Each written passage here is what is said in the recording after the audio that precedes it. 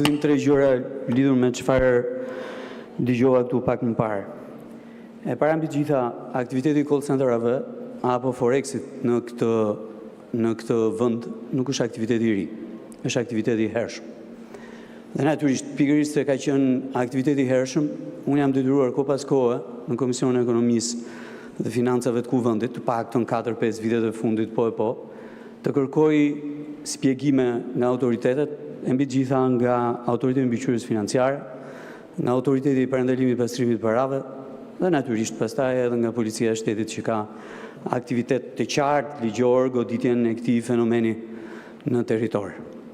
Herën e fundit që kam folur për të gjë, ka qenë jo më larg se 2 muaj më përpara, dhe natyrisht i kam kërkuar Komisionit të Ekonomisë që të zhvillojë një seancë përbashkët me të gjitha institucionet e tjera, përfshirë AMF-n, përfshirë Drejtorinë e Përgjithshme të Tatimeve, përfshirë Drejtorinë e Parandalimit të Pastrimit të Parave dhe përfshirë edhe Drejtorinë e Përgjithshme të Policisë së Shtetit, kryesisht sektorin e krimit kibernetik, në Kuvendin e Republikës Shqipërisë për të hartuar një program të qartë të goditjes së këtij fenomeni në territorin e Republikës Shqipërisë.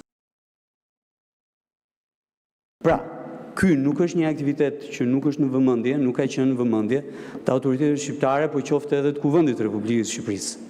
Në krahun tjetër, po unë mund ta them me plot gojë që ky nuk është një krim shtetëror, ky është një krim individual i personave të cilët merren me këtë aktivitet kriminal të mashtrimit dhe të përfitimit të parave të qytetarëve europian brenda territorit të Republikës Shqipërisë, ashtu siç ishte i tillë aktivitet kriminal dhe një aktivitet tjetër që mbështetje fort tek mashtrimi elektronik e që u përhap nga Lesha deri poshtë në Divjak dhe që nuk kishte target qytetarët europian, po kishte target qytetarët e Republikës Shqipërisë. Ajo që duhet kërkuar patjetër me forcë është që gjitha agjencitë ligjbatuese të merren drejt për drejt me këtë fenomen dhe ta godasin, sepse është realisht një fenomen që turpron dhe shkatron imazhin e Republikës Shqipërisë në raport me vende, me qytetarët Bashkimit Evropian, që vërtet janë bujar, janë treguar bujar në kohë të ndryshme që nga viti 1991 me këtë vend. Pra kjo është e para. Pastaj, mënyra se si tregojnë këtu ngjarjet është edhe abuzive, është edhe histori e denjë edhe për Hollywoodin, i cili ka bërë filma me këtë fenomen edhe në Shtetet Bashkuara të Amerikës, po edhe më gjerë edhe në vende europiane. Unë nuk kam ndërmend të merrem me filma. Vazhdimisht në këtë sallë do merrem me fakte dhe do vazhdoj të merrem me faktet, nga fillimi deri në fund. E dyta gjë që dua të them, do ju kërkoja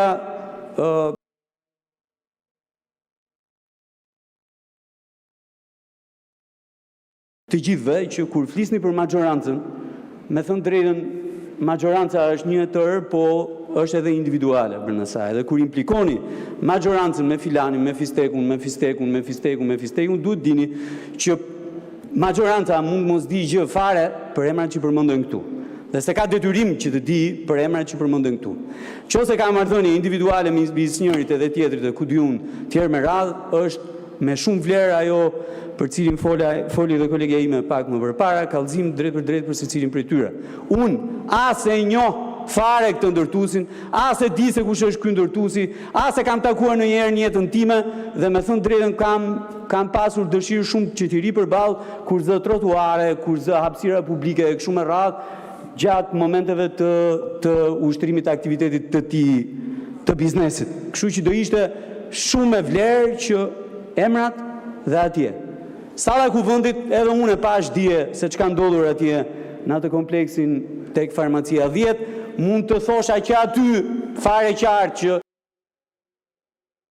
ore duhet arrestuar këtu filani, por me thënë drejtën duhet qëndroj brenda statusit tim të deputetit në Kuvendin e Republikës Shqipërisë, nuk arreston deputeti, nuk arreston Kuvendi i Republikës Shqipërisë, po arrestojnë institucionet që kanë për detyrë të bëjnë një gjë dhe ta bëjnë nga fillimi deri në fund.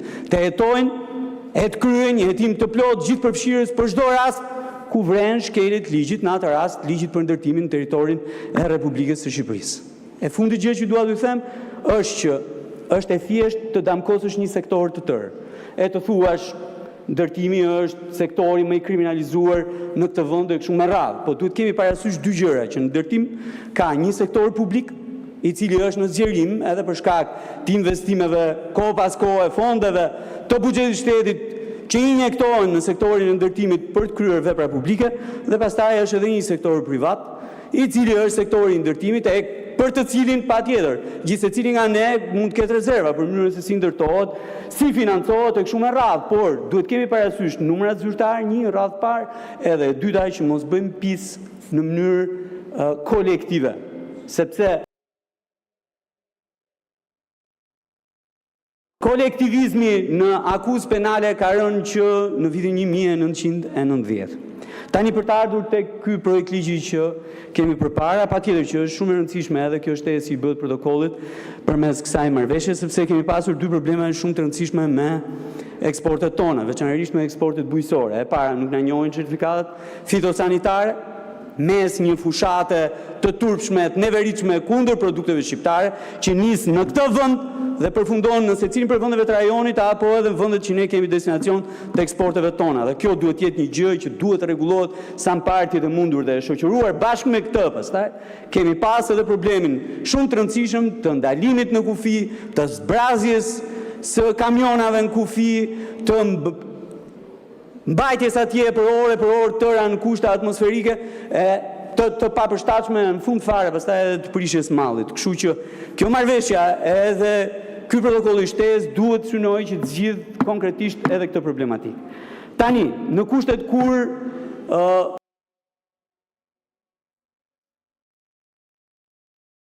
duke filluar që nga muaji nëntor kemi pasur dëme kolosale në sektorin e bujqësisë për shkak kushteve të motit. Dhe natyrisht përmbytjet ka qenë ato që e kanë shoqëruar prodhimin bujqësor nga nëntori deri në fund të shkurtit, po edhe deri në mes të marsit, kemi qenë në agresionin e importit. Dhe natyrisht për shkak edhe të importit, çmimet që kanë qenë çmimet që kanë qenë treg kanë qenë të justifikuara pikërisht me këtë fakt. Unë jam drejtuar drejtorisë përgjithshme të doganave. Dhe veçanërisht për produktin që u bë hit në këto muaj, që ishte domatja. E din që bën përshtypje që ka dy zëra, domate dhe domatina. Të ardhura nga Greqia, nga Italia, nga Serbia, edhe nga Turqia. Ky ka qenë importi kyç i joni. Po e dini, janë diku ke 2500 ton në harkun 1 janar, 31 mars, dhe çmimet me të cilat janë importuar edhe janë zhdoganuar, janë vërtet të habisin.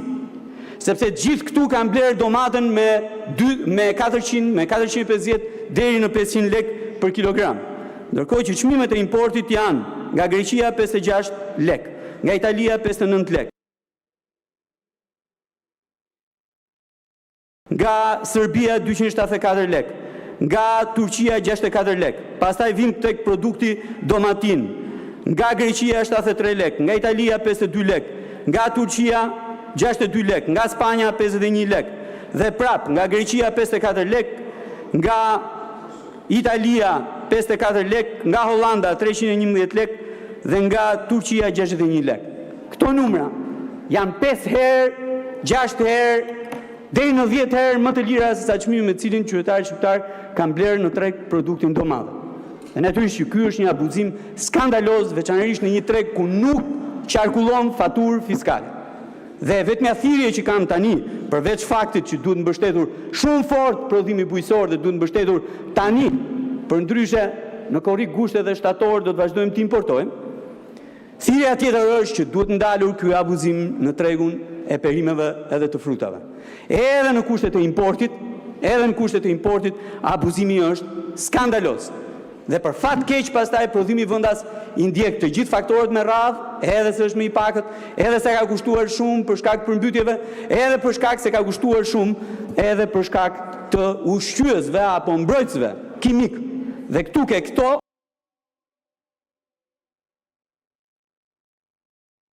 do ndalem për theksuar pikërisht abuzimin e dytë. Ju thash pak ditë më parë në interpelancë që kisha me ministrin e bujqësisë në tregun e ushqyesve apo në tregun e mbrojtësve nga insektet që përdoret gjerësisht në prodhimin bujqësor, po ndodh një abuzim shumë i madh. Referuar ures, referuar dapit, referuar nitratit, po edhe ushqyesve, edhe mbrojtësve të tjerë që përdoren përdorim masiv atje. Dhe dua t'ju jap numrat. Sasia importuar për vitin 2025 në ure ka qenë 19.511 tonë. Sasia importuar në janar shkurt ka qenë 5.815 tonë. Sasia importuar në muajin mars, që me dhe mek justifikohet për shkak të luftës, ka qenë vetëm 2.300 tonë, 27.000 në total. E dini nga është importuar nga Greqia, masivisht ure nga Greqia, dhe në krahun tjetër edhe nga Egjipti. E njëjta gjë është për dapin, i importuar masivisht nga Tunizia dhe nga Greqia, dhe e njëjta gjë. Ta përfundoj, ju lutem, po. Çmimet me të cilat janë importuar janë 40% më të lira se sa çmimi apo rritja e çmimit që u vret në treg fill pasi u hodhën bombat në Iran edhe u bllokua i rajoni i lindjes mesme. Pra, sot që flasim e kemi uren 68 dhe ka 68 lek dhe ka një rënje me gati 40 lek nga 2 javë të shkura, kemi dapin 98 lek dhe ka një rënje me diku 20-20 lek nga 2 javë të shkuara dhe nitratin 58 lek edhe ky ka një rënje me 20-25 lek nga 2 javë të shkuara. Por këto çmime janë shumë më të larta se sa çmimi me cilin është importuar nga vende që nuk janë fare në rajonin e Gjirit Persik, nuk janë bllokuara fare, po janë këtu në mesdhe para nesh. Duhet shumë fort monitorohet tregu dhe të vihet freja abuzimit. Zoti Bozdo, shumë faleminderit për çfarë thatë në adresën time, por unë vazhdoj të mendoj që nuk është etike ndarja që ju bët mes meje dhe kolegëve të mi. Do me thënë, duhet them që shumica dërmuese, po dërmuese fare e kolegëve të mi s'kanë asnjë lidhje, asnjë njohje dhe asnjë kontakt me personin për cilin ju flisni, apo për cilin u fol këtu. Edhe ajo pakic që mund të mbetet, është një pakic që mund të ketë në një njohje periferike për shkak medias apo ndjekjes informacionit në media. Dhe kjo është shumë e rëndësishme për t'u thënë. Ashtu siç është po kaq e rëndësishme për t'u thënë, se s'më doli koha atje ta thosha pak më herët, që qëndrimi që mbajmë për tokën, apo me tokën, apo për tokën, duhet jetë i unifikuar.